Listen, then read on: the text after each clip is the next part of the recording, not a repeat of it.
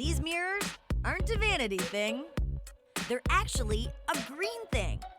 Scott Jorgensen outfitted the roof of his home with a solar panel system that he says is one of the most efficient collectors in the world. Why? Because it's producing heat and electricity at the same time. Okay, what you're looking at here is a series of mirrors, and they're arranged in a cradle shape, and they're focusing the sun onto photovoltaic cells.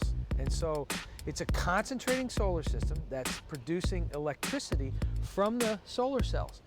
At the same time it's producing electricity, we're running water through the center of this box on top, which is called a receiver, and we're gaining heat from the sun. Again, the electricity is used for all the things we always use electricity for: lighting, computers, TVs.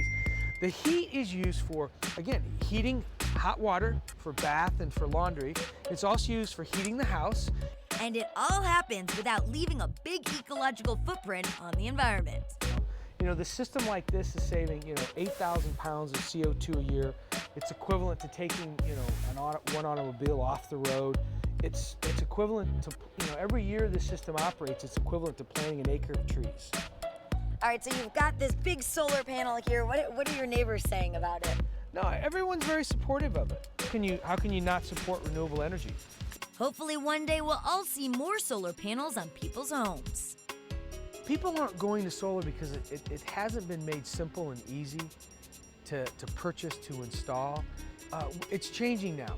The price is coming down, and people are seeing that, gosh, it's okay if I spend $10,000, I'm prepaying for my electricity for the next 20 years.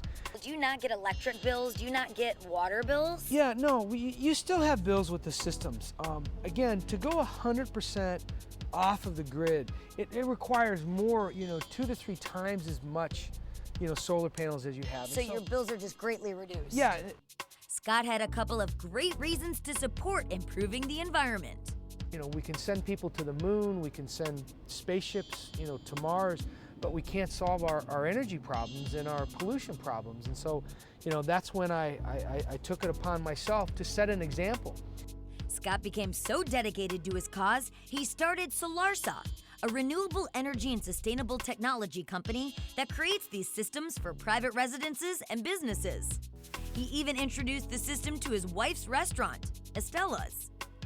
Okay, so I know that these are not just roof panels on these. No. This is a solar awning, and it's producing heat that we use for air conditioning.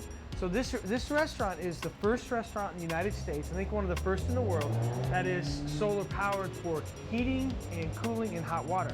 The system saves the biz about $1,500 a month. And they even have a contingency plan. What we're doing is the waste cooking oil that we have in the restaurant, we're using as backup for the restaurant's air conditioning system. So when it's cloudy and rainy, I don't have any sunshine, I'll use waste cooking oil. So this is a 100% renewable air conditioning system. All right, Scott, and finally, the taxpayer actually gets a credit for going green and using solar power.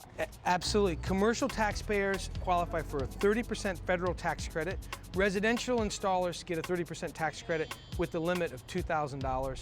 There's no limit on commercial. So essentially, you're putting more green in your wallet than by going green. We hope so.